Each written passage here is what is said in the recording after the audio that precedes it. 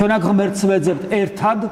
ამიტომ როცა თითოეული თქვენთაგანი მოდის ამ განწყობით რომ ეხლა მე წირვაზე მივდივარ და აბა ღმერთო მიშველე ეხლა მე რაღაც პრობლემები მაქვს ან თუნდაც ყველაზე უმაღლეს შემთხვევა რომ აი მე ეხლა ღმერთთან ერთობა და როცა ჩვენ გვავიწყდება რომ ჩვენ ერთნი ვართ ჩვენ ერთად ვეძებთ მღვდელი მარტო არ წირავს თითოეული თქვენთაგანი მარტო არ დგას ჩვენ ერთად დგავართ ერთად წირავთ ერთად ვევედრებით ერთმანეთს გზნობთ ერთმანეთს განვიცდით თითოეული ადამიანი რომელიც გულმხურვალედ დგას ეხმარება სხვებს მაგრამ თითოეული ადამიანი რომელიც გულგრილად დგას უაზროდ გაუცნობიერებლად მით უმეტეს თუ ეს ყველაფერი მის გარეგან ფორმებშიც და დგომაშიც ჟესტიკულაციაშიც გამოხედვაშიც ვლინდება ის თვრის ყველა სხვა ადამიანს კაცრად მინდოდა მეთქვა და თავი შევიკალო.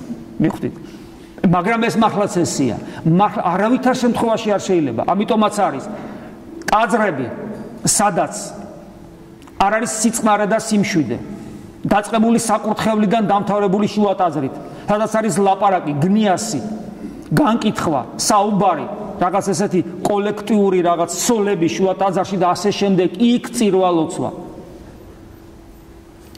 როგორ არ აღევლინება იციან ხოლმე შემისწორებო ხოლმე კი წირვა-ლოცვა მაინც არის მადლი მაინც არის რა შეღავათი მე მადლი თუ არის შენ რა შეღავათი ან როცა საკურთხეველში შედის სასულიერო პირი გინასტი ხაროსანი და კძალვის გარეშე შეალაჯებს ხუმრობით ღიმილით ანეკდოტების მოყოლით მოკითხვით ხელის აწევით კევის ღეჭვით ხანდახან გინებით ტელეფონზე საუბრით და ასე შემდეგ როცა აი ესეთი რაღაცები ხდება საკურთხეველში აქედან თევზი თავიდან ყროლდება და აქედან გამომდინარე ტაძარში რა ერთობაზეა ლაპარაკი სად არის ერთობა ან თუ თქვა მივიდა ნორმალური ქრისტიანი რომელიც შედარებით სწორედ ფიქრობს და ხედავს ამ გარემოს ვისთან უნდა კონდეს ერთობა მას სად არის ის სასუფეველი თქვენ შორის არისო სად არის ეგეთი საშუალება ეგეთ ტაძრებში ამიტომ თითოეული თქვენთაგანი როცა ვერ დგას და არ დგას იცოდეთ თქვენ აშავებთ ღვთის წინაშეც საკუთარი სულის წინაშეც თქვენი დაძმანის წინაშეც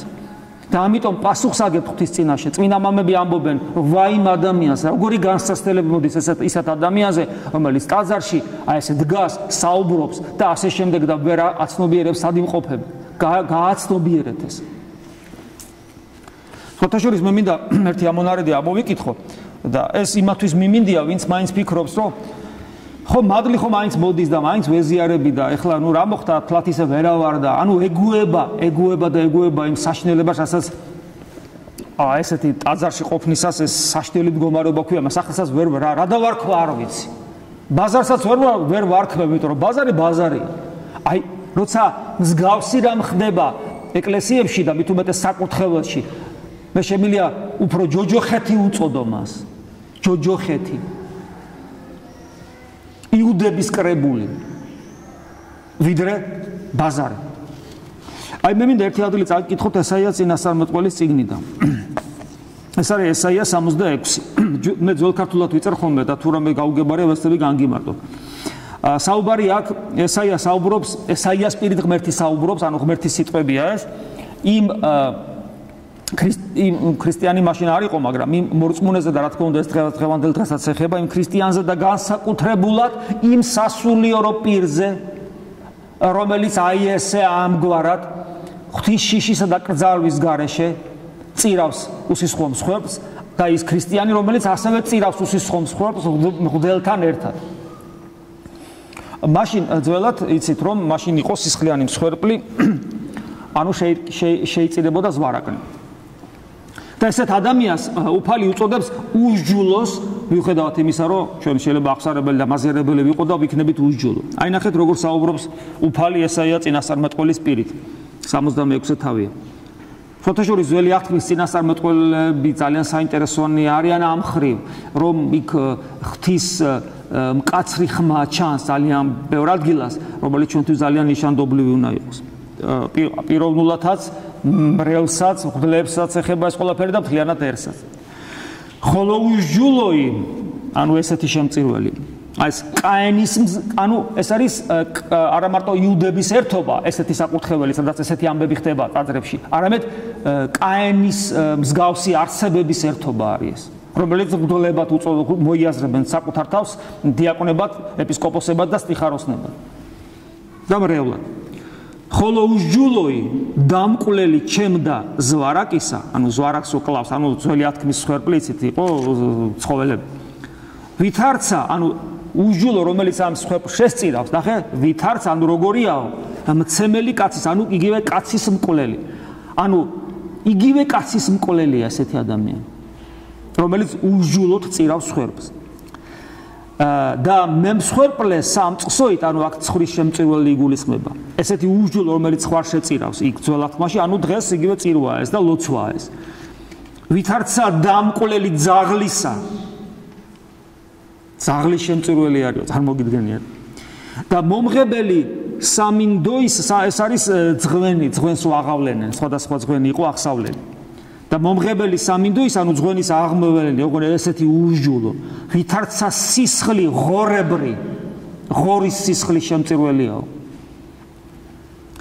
მიმცემელი გუნდრუქსა მოსახსენებლად ვითარცა მგმობარი, ანუ თითქოს გუნდრუქს წირავს, მაგრამ მგმობარია სინამდვილეში.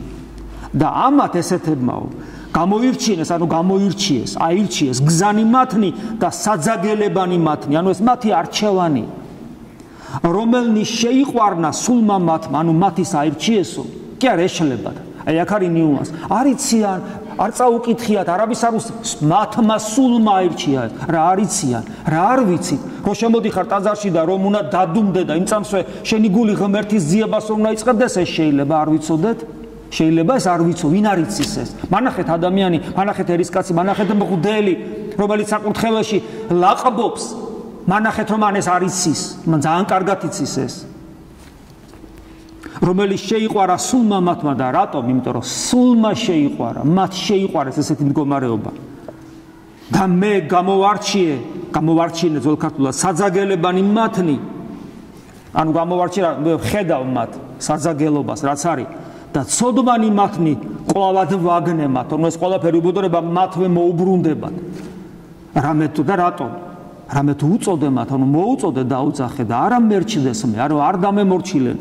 ვეტყოდე და არა ისმინეს და ქმნეს ბოროტი წინაშე ჩემსა და რომელი არა მნებვიდეს აღირჩინეს და მე რომელიც არ მინდა ის აღირჩიეს.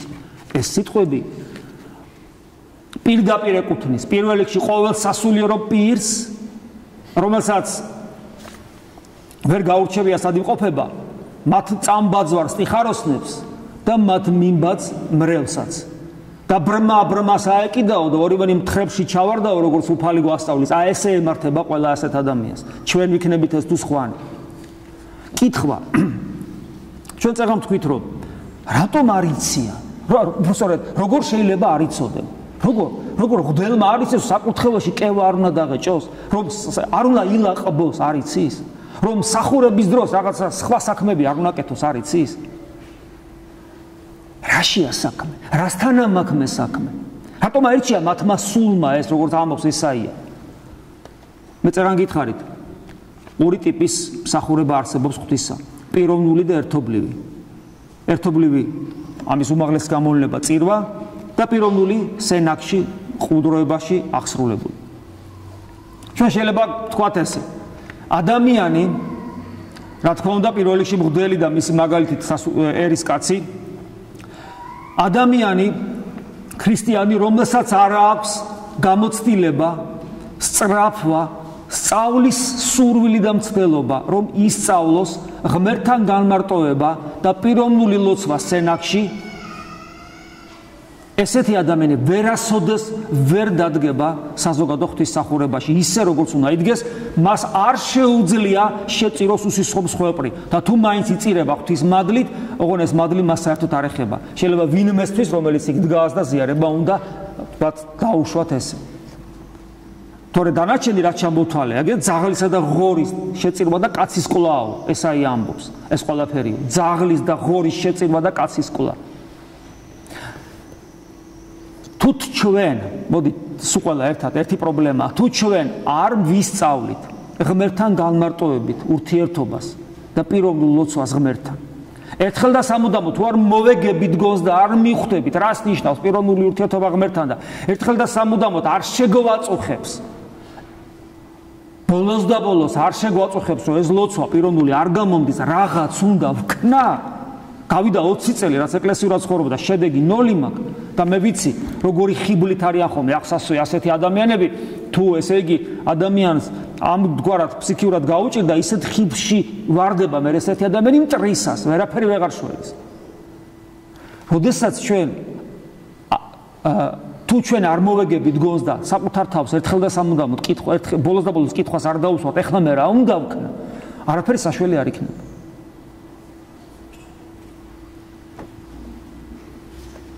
ამიტომ ვისწავლოთ ღმერთთან ურთიერთობა ყველაფერი გავაკეთოთ იმისათვის რომ ჩვენ ეს შევძლოთ როცა ადამიანი როცა სასულიერო პირი ტაძარში მყოფი საკურთხეველში მყოფი არ იქცევა სწორედ ღვთის წინაშე და მის მიერ შეწირული მსხვერპლი როგორც უფლის მიერ არის ნათქვამი ესაია წინასწარმეტყველებთან კაცის კლას ძაღლისა და ღორის შეწირვას უტოლდება შინაგანი მდგომარეობით და არა ფაქტობრივად რაც საკურთხეველზე ხდება არამედ ამ ადამიანის შინაგანი მდგომარეობით ეს იმას ნიშნავს რომ ამ ადამიანს ვერ გაუცნობიერებია რომ ჯოჯოხეთშია იქიდან არ შეღაღადებს უფალს არ მომკვდარა იმ ცოდვისათვის რასაც რაც ჯოჯოხეთს განაპირობებს არ გაცოცხლებულა ქრისტეში და ამიტომ არ არის მადლიერი ქრისტესი და ამიტომ რადგან არ არის მადლიერი ქრისტესი არ შეუწირავს ბოლომდე თავი მაცხოვრისათვის და ამიტომ იქ